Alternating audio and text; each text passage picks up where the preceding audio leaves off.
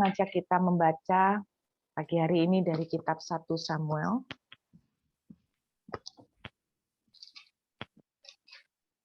1 Samuel pasal yang kedua, ayat yang ke-12. 1 Samuel pasal yang kedua, ayat yang ke-12. Adapun anak-anak lelaki Eli adalah orang-orang dursila. Mereka tidak mengindahkan Tuhan. Kalau kita baca selanjutnya, kita bisa melihat daftar kejahatan yang mereka lakukan. Ataupun batas hak para imam ayat 13 terhadap bangsa itu.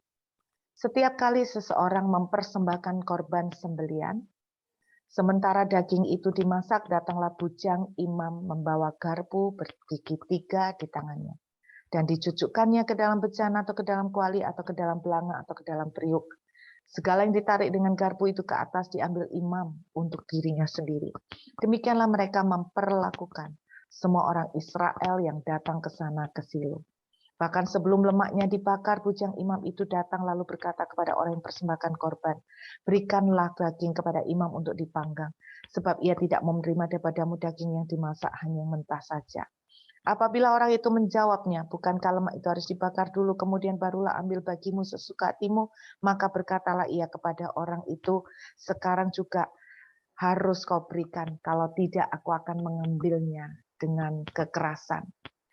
Nah, saudara, kita ini melihat bahwa anak-anak Imam Eli adalah orang-orang yang kata Alkitab ayat 12 tidak mengindahkan Tuhan. Jadi mereka tidak mengindahkan Tuhan ya saudara. Nah kita melihat begini, saya teringat beberapa tahun yang lalu ketika ada orang yang dengan terus terang, dia seorang hamba Tuhan, dia seorang pendeta, dia berkhotbah, tetapi saya sangat heran melihat bagaimana dia dengan tidak merasa bersalah, dia itu punya simpanan, dia tidak merasa bersalah, meninggalkan istri dan anak-anaknya. Kadang-kadang dalam hati saya berkata begini, Tuhan, kok sampai dia ini sudah ngerti firman, dia sudah ngerti ayat-ayat firman Tuhan, bahkan dia sekolah Alkitab, tapi kok sampai enggak, istilahnya ini, kok hatinya itu kayak apa ya Tuhan? Saudara, ada satu ayat yang saya ingat, ayat ini pernah saya temukan lama sekali, Mazmur pasal 11. Mungkin kita juga sering melewatinya, tetapi kita mungkin jarang merenungkan, kita jarang untuk membaca sungguh-sungguh. Kita lihat Mazmur pasal yang ke-11 ayat yang ketiga. Apabila dasar-dasar dihancurkan, apakah yang dapat dibuat oleh orang benar itu? Saya ajak kita melihat dari ayat 2. Sebab lihat orang fasik melenturkan busurnya. Mereka memasang anak panahnya pada tali busur untuk memanah orang yang tulus hati di tempat gelap. Apabila dasar-dasar dihancurkan, apakah yang dapat dibuat oleh orang benar itu? Saudara, ayat ini berbicara tentang orang fasik. Nah, orang fasik itu beda sama orang kafir. Kalau orang kafir itu orang yang betul-betul tidak mengenal Tuhan.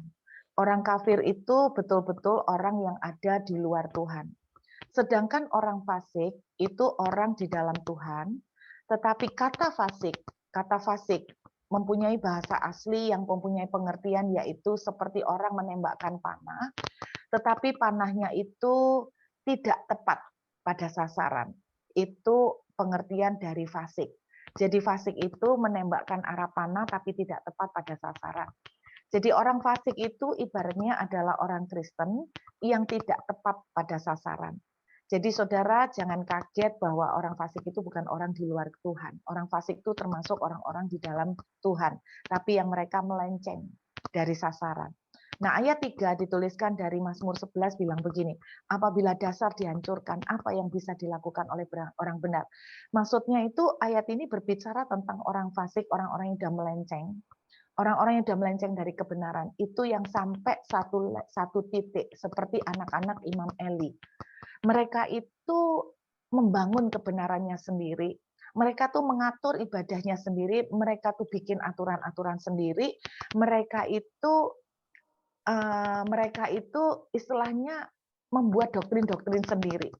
Nah, saya melihat begitu banyak orang-orang Kristen yang seperti yang saya kasih contoh, seorang yang sudah melayani, seorang yang sudah sekolah Alkitab, seorang yang sudah khotbah, sudah mengerti firman, tapi kenapa kok bisa melenceng seperti itu dan tidak sadar? Karena ayat 3 mengatakan itu dasarnya udah hancur. Dasar itu bicara tentang hati nurani.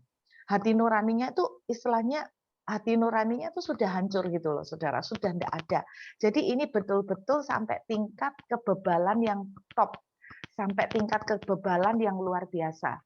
Ini yang dituliskan mengenai ayat ini, Saudara.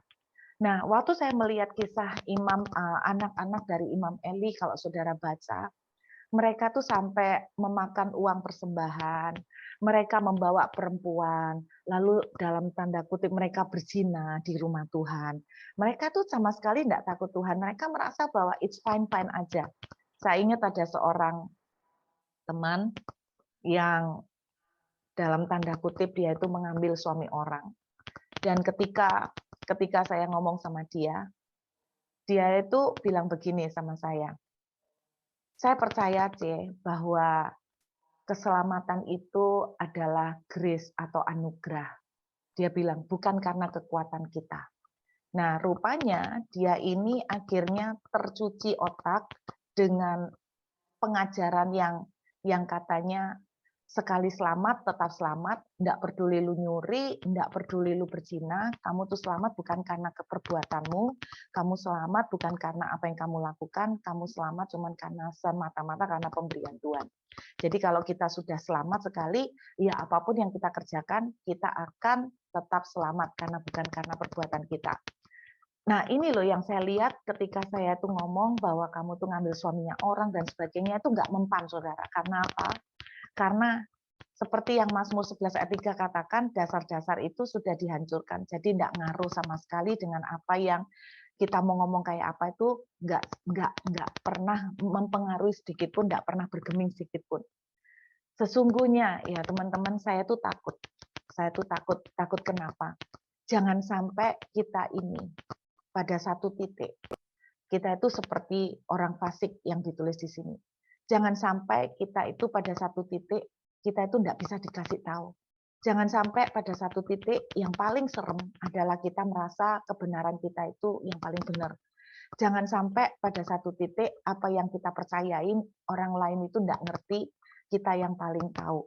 Saya masih ingat ketika ada orang-orang yang aliran-aliran tertentu, bahkan yang sempat juga heboh di Surabaya, bagaimana menikah dengan suami orang, lalu dia katakan, dia sampai ngomong di depan para pendeta, sampai pendeta pun ditegur, dan dia bilang begini, kalian tidak pernah mengerti karena posisi saya itu sama seperti Bunda Maria, sama seperti Maria ketika dia dapat pewahyuan dari Tuhan bahwa dia akan punya anak di luar pernikahan, dia punya anak maksudnya tanpa pernikahan, dan semua orang mencibir dia, semua orang mengkritik dia, semua orang menghina Maria.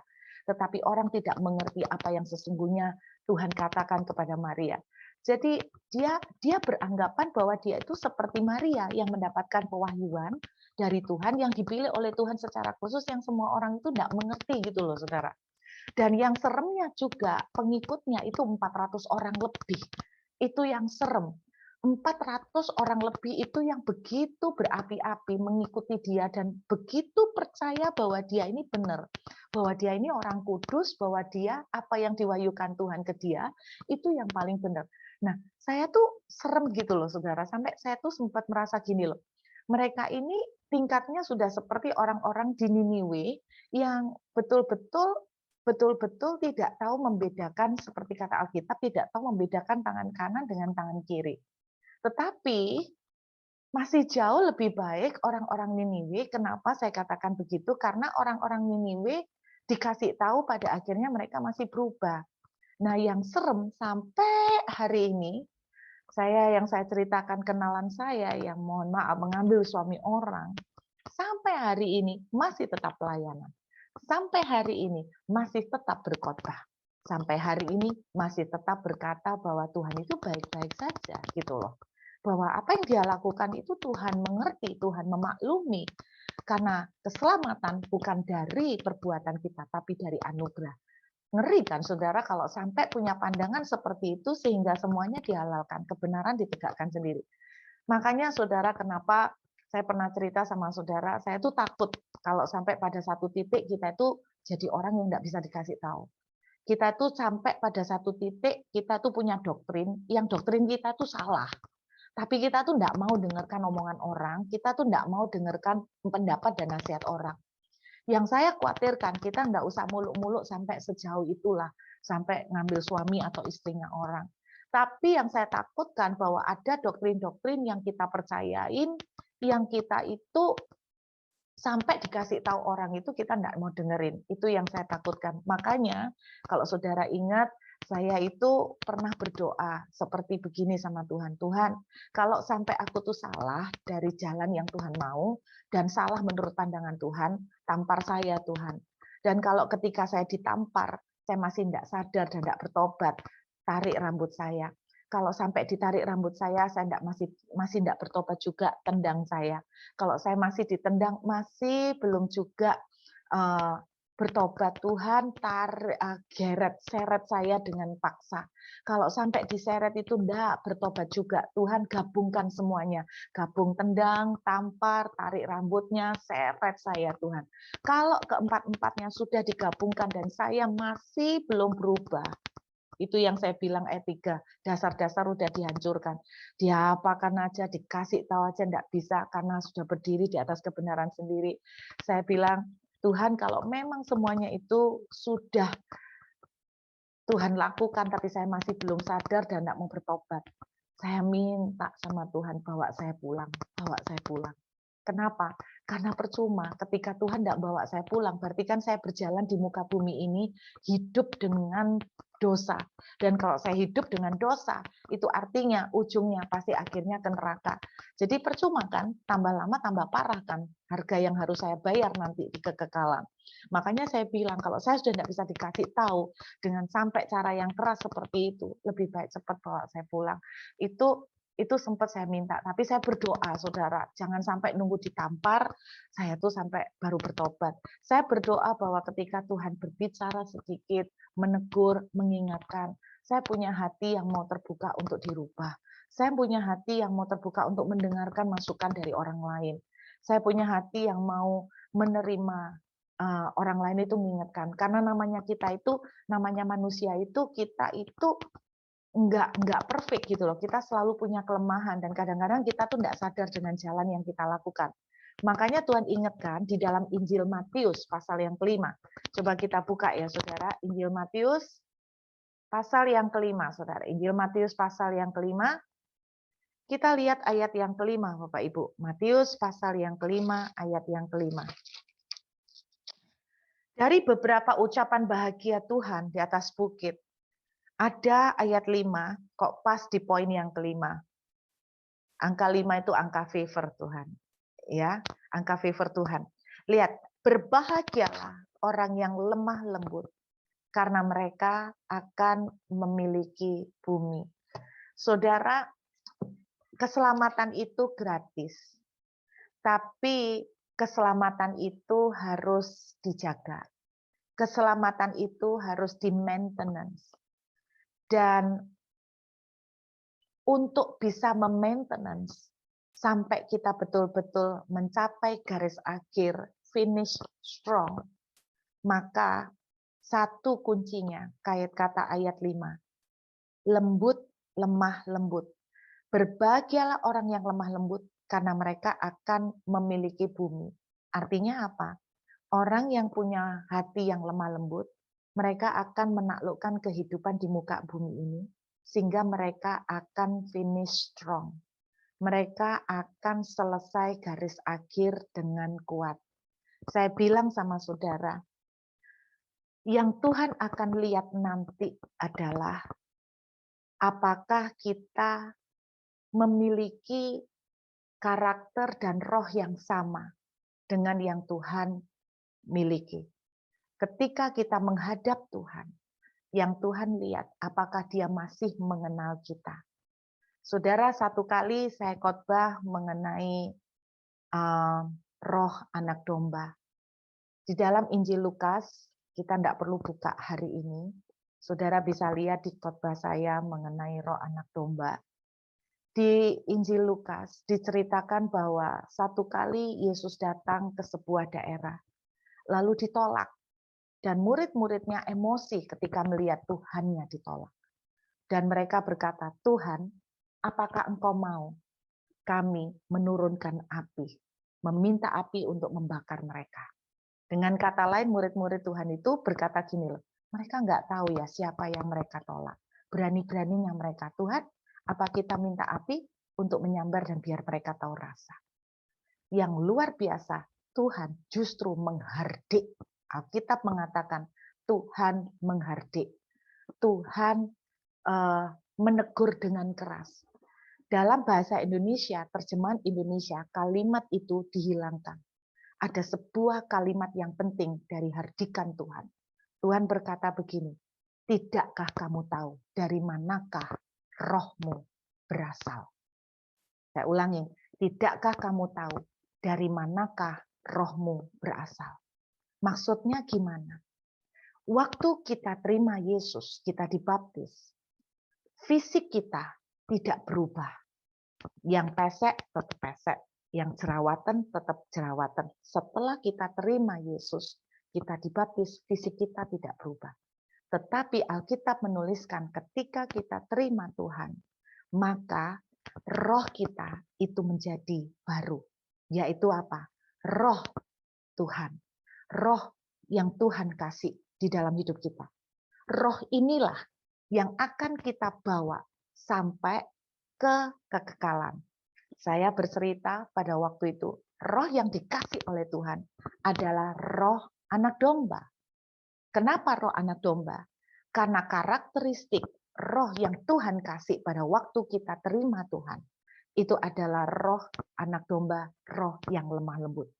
Domba tidak bisa ngelawan. Domba tidak bisa gigit.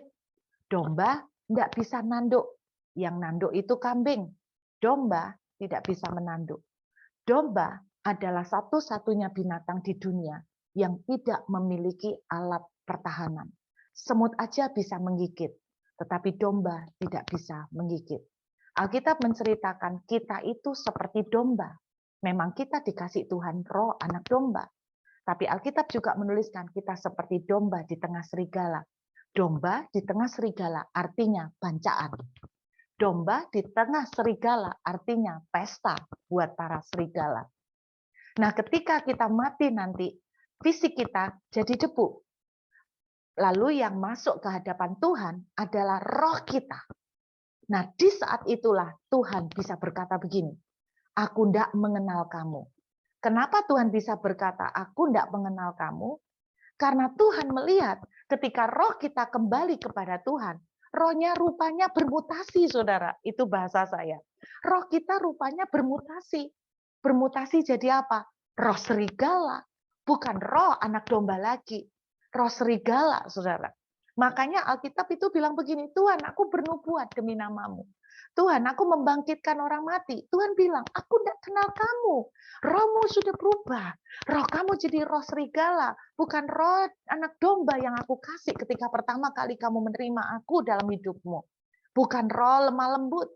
Makanya saudara, Matius 5 ayat 5 mengatakan, roh yang lemah lembut, orang yang lemah lembut itu akan menaklukkan bumi, akan finish strong, akan menang sampai garis akhir. Pagi ini, saya berdoa kepada Tuhan untuk kita semuanya. Kita tidak ada yang perfect, kita bisa emosi, kita bisa gampang marah, kita juga bisa sakit hati, kita bisa terluka. Tapi saya berdoa yang paling penting itu respon akhirnya. Yang paling penting respon akhirnya. Apa kita tidak bisa marah? Bisa lah, kita manusia normal. Tapi yang paling penting respon akhirnya. Kita memiliki roh anak domba. Respon akhirnya kita memiliki roh yang lemah lembut, yang bisa dikasih tahu, yang bisa berubah, yang bisa diajar, yang bisa dididik, saudara, maka kita akan menaklukkan bumi, menguasai sampai garis akhir, finish strong, mengakhiri dengan kuat, mengakhiri dengan berkenan di hadapan Tuhan. Saudara, 2 hari 3 hari ini, tiba-tiba Tuhan mengajarin saya tentang yang namanya kekristenan Raja Wali dan kekristenan burung puyuh. Saudara masih ingat beberapa waktu yang lalu saya cerita bahwa tahun ini saya percaya akan menjadi tahun burung puyuh. Kenapa? Karena saya cerita bahwa di Alkitab burung puyuh itu dikirimkan Tuhan untuk memberi makan orang Israel. Di dalam Keluaran pasal 16 ayat 13 bahwa burung puyuh itu mempunyai kekuatan terbang hanya bisa 90 cm terbangnya. Tetapi dalam Keluaran 16 ayat 13 Tuhan memperlihatkan keajaiban bahwa burung puyuh yang punya kekuatan terbang cuma 90 cm bisa dikirimkan oleh Tuhan menyeberangi laut untuk memberi makan orang-orang Israel. Makanya saya katakan, saya percaya tahun ini tahun burung puyuh. Artinya bukan show ya saudara, bukan show kayak tahun naga, tahun kambing, bukan seperti itu. Tahun burung puyuh yang saya maksud adalah ini tahun di mana Tuhan akan buat bahkan yang tidak masuk akal, yang tidak pernah muncul dalam pikiran kita, Tuhan akan kerjakan. Tetapi tiba-tiba Tuhan kemarin beberapa hari lalu mengajarin tentang kekristenan burung puyuh dan kekristenan Raja Wali. Tuhan katakan begini, jadilah orang Kristen Raja Wali, bukan orang Kristen burung puyuh. Saya ajak lihat saudara Yesaya pasal yang ke-40. Yuk kita buka Yesaya pasal 40. Lihat, Yesaya pasal 40. Saudara dan saya dibilang Tuhan seperti burung Raja Wali. Saudara dan saya dibilang Tuhan seperti anak domba. Tuhan tidak ada tujuan, maksudnya gini, tidak ada tujuan cuma untuk bagus-bagusan. Semua ada makna yang dalam. Kenapa Tuhan bilang kita itu anak domba? Karena Tuhan rindu bahwa di dalam hidup kita satu karakter yang kita punya, karakter yang sangat penting. Kita tidak bisa semuanya perfect, tapi kalau karakter ini kita punya, kita aman, yaitu namanya lemah lembut. Makanya Tuhan itu bilang, belajarlah daripadaku karena aku tuh lemah lembut dan murah hati. Saudara, kalau kita tuh lemah lembut, kita aman sampai akhir. Saya tuh cerita sama banyak jemaat yang lagi berdoa, yang lagi bergumul mencari jodoh buat anaknya. Saudara, dengarkan baik-baik, yang lagi cari jodoh buat anaknya, cari mantu yang punya hati yang lemah lembut, aman sudah. Mungkin dia banyak kelemahan, mungkin dia banyak kekurangan, tapi kalau dia lemah lembut, dia akan bisa dikasih tahu. Kalau dia lemah lembut, dia bisa berubah. Kalau dia lemah lembut, dia bisa dididik. Lemah lembut itu bukan lemah gemulai. Lemah lembut itu bukan keras. Semua orang rata-rata pasti punya hati, punya keras ya. Tapi kalau saya boleh secara terjemahan sederhana, menurut saya lemah lembut itu adalah orang yang tidak kaku. Orang keras sama orang kaku lebih serem orang kaku ya saudara. Orang kaku itu benar-benar sudah kebenarannya sendiri yang dipercaya susah dikasih tahu. Oke.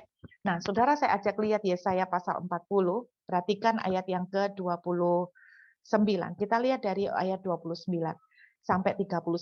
Dia memberi kekuatan kepada yang lelah dan menambah semangat kepada yang tidak berdaya. Orang-orang muda menjadi lelah dan lesu dan teruna-teruna jatuh tersandung. Tetapi orang-orang yang menanti-nantikan Tuhan mendapat kekuatan baru. Mereka seumpama Raja Wali yang naik terbang dengan kekuatan sayapnya. Mereka berlari dan tidak menjadi lesu. Mereka berjalan dan tidak menjadi lelah. Tahukah saudara ayat 29 menuliskan begini? Ayat 30 menuliskan banyak orang-orang itu menjadi lelah, lesu, dan teruna-teruna itu jatuh tersandung.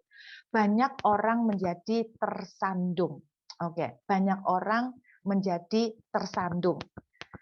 Itu sebabnya Tuhan katakan begini, aku mau kita itu menjadi orang-orang, Tuhan bilang, aku mau anak-anakku itu menjadi orang-orang seperti Kristen Raja Wali. Apa maksudnya Kristen Raja Wali? Alkitab bilang, di konteks sebelumnya, yaitu bicara tentang orang-orang yang tersandung, orang-orang yang jatuh. Saudara, burung Raja Wali adalah burung yang paling panjang umurnya, yaitu bisa mencapai umur 70 tahun. Umur Raja Wali itu sampai umur 70 tahun. Tetapi di pertengahan hidupnya, yaitu pada umur 40 tahun, burung Raja Wali akan mencapai satu titik kritis yang sangat menentukan dalam hidupnya. Kalau dia apapun yang dia putuskan di usia 40 tahun ini, itu yang akan menentukan nasib akhirnya setelah itu. Jadi pada usia 40 tahun, burung Raja Wali akan harus mengambil satu keputusan penting, karena kondisinya yang seperti itu, dia tidak bisa menangkap mangsa, maka pilihan pertama dia akan memakan dari bangkai. Jadi dari sisa-sisa yang ditinggalkan oleh burung-burung atau binatang yang lain. Tetapi dengan cara seperti ini, maka tentunya saudara, dia sebetulnya akan keluar dari naturalnya, karena burung Raja Wali itu tidak pernah ditakdirkan sebagai burung pemakan bangkai. Burung Raja Wali itu selalu suka makan yang fresh. Burung Raja Wali itu selalu suka makan yang istilahnya benar-benar segar, saudara ya. Nah itu usia 40 tahun. Atau pilihan yang kedua, dia akan terbang sedikit naik ke tebing yang tinggi, kemudian di atas dia akan menghabiskan waktu sekitar 8 bulanan. Dan pada masa itu apa yang akan dia lakukan? Pertama kali dia akan memukulkan paruhnya. Dia akan memukulkan paruhnya ke batu karang. Dia akan berusaha untuk paruhnya yang melingkar sampai ke leher itu akan dipatahkan, akan dirontokkan. Sakit nggak? Pasti sakit. Dan kemudian dia akan mencabuti satu persatu. Kemudian dia akan mencabuti sambil menunggu paruhnya tumbuh kembali, dia akan mencabuti kukunya. Jadi proses itu dari sakit lanjut sakit berikutnya. Setelah dia mencabuti kuku-kukunya, dia akan mencabuti juga sambil mencabuti kuku, dia akan mencabuti bulu. Dan kadang-kadang di saat-saat seperti itu ada burung-burung Raja Wali yang lain yang akan membantu mencabuti bulunya. Namun ketika dia bertahan melewati proses ini selama beberapa bulan sampai 8 bulan, saudara burung Raja Wali langsung akan kehilangan istilahnya turun berat badan banyak. Tetapi ketika dia setelah berhasil melewati masa ini, dia akan menjadi burung yang tidak terkalahkan. Karena ketika dia menangkap mangsa, dia tidak akan bisa lagi mangsa itu lepas dari dia. Dia bisa tajam terbang tanpa suara, sangat sunyi. Dia akan bisa terbang seperti itu. Nah itu yang terjadi pada burung Raja Wali. Saudara tahu nggak? Tuhan itu kepengen kita jadi orang Kristen Raja Wali, yang artinya kalaupun kita itu diizinkan ada burung-burung lain yang mencabuti bulu kita diizinkan ada keadaan yang seperti mencabuti bulu, sakit semua. Tetapi saya berdoa kita akan memilih seperti burung Raja Wali yang tidak cuman mengandalkan ya udahlah makan bangkai apa yang adalah, enggak, tapi dia fight, dia rela berjuang, dia rela untuk berubah, sehingga akhirnya apa? Kita akan dibuat terbang lebih tinggi. Tahukah saudara, seperti saya bilang bahwa kadang-kadang ada burung-burung lain yang membantu mencabuti bulu. Tahukah saudara kemarin ketika saya cerita tentang penina, tahukah saudara penina adalah salah satu alat yang dikirimkan Tuhan untuk mencabuti bulu-bulu di hidup kita. Sakit. Tetapi ketika kita diizinkan dan kita berkata, silakan cabuti secepat-cepatnya supaya tumbuh bulu yang baru, maka kita akan terbang dengan kekuatan baru yang lebih dahsyat.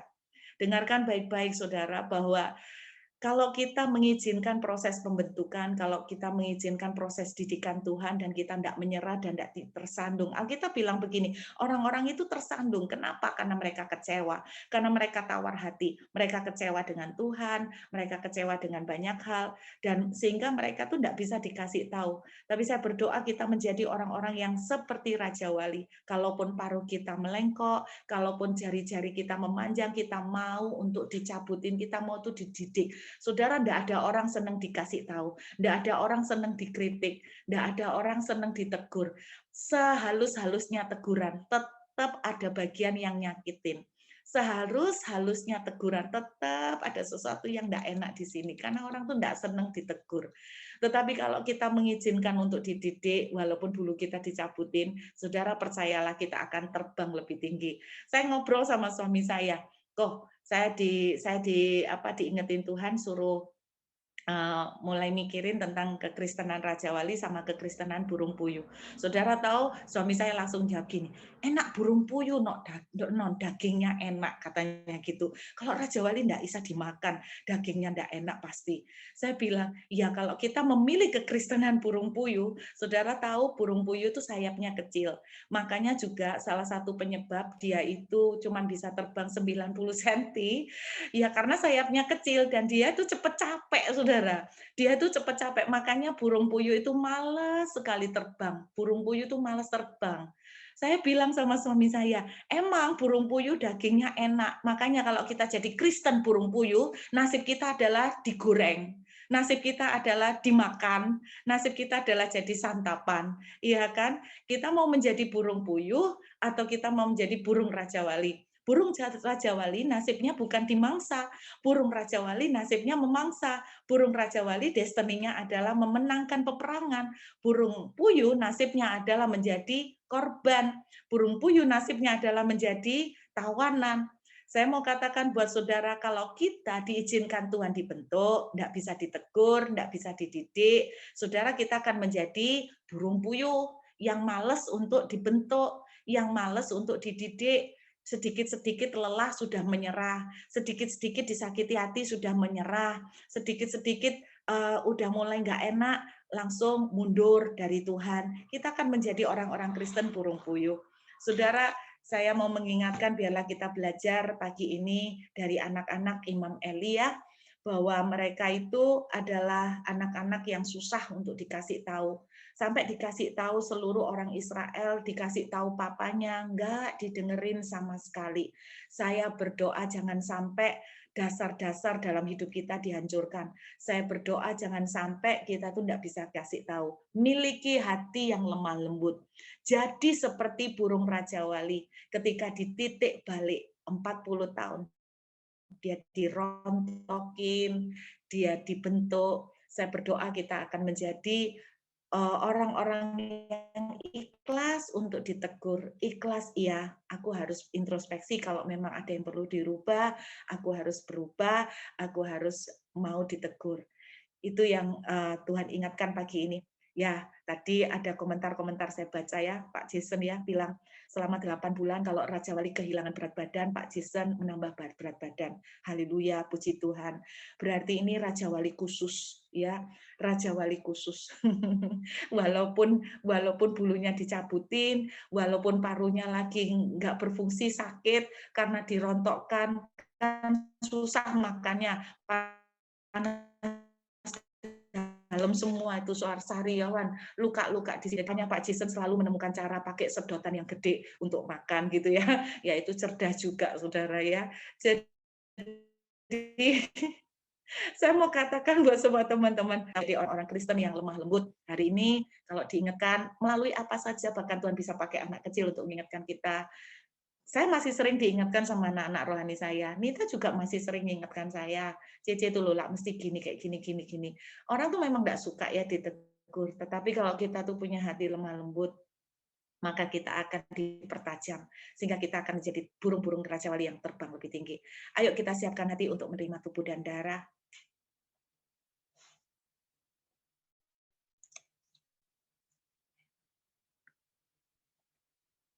Mari saudara, Bapa kami sungguh mengucap syukur.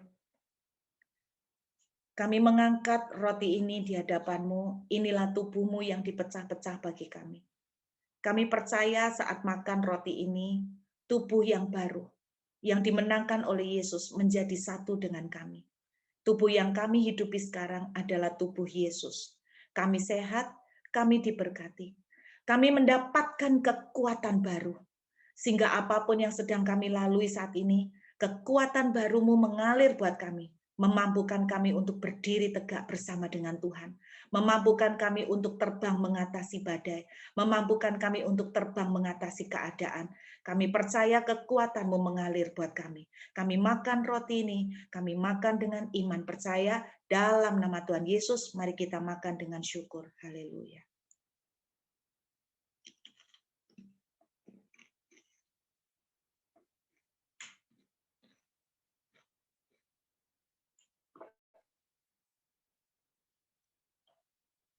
Mari kita ambil anggur di tangan kanan kita. Inilah darah-Mu yang dicurahkan bagi kami. Saat kami minum anggur ini Tuhan, kami percaya darah-Mu mengalir di setiap pembuluh darah di tubuh kami. Darah-Mu melepaskan kami dari semua kutuk. Darah-Mu mendamaikan kami kembali dengan Engkau. Tuhan, darah-Mu juga yang menjadikan kami anak-anak dan milik kepunyaan-Mu. Kami minum dengan iman percaya, dalam nama Tuhan Yesus, mari kita minum dengan syukur. Haleluya. Terima kasih Tuhan, kami ucap syukur. Biarlah segala kekuatan-Mu menyertai kami semua. Segala kemuliaan dan hormat bagi-Mu dalam nama Yesus.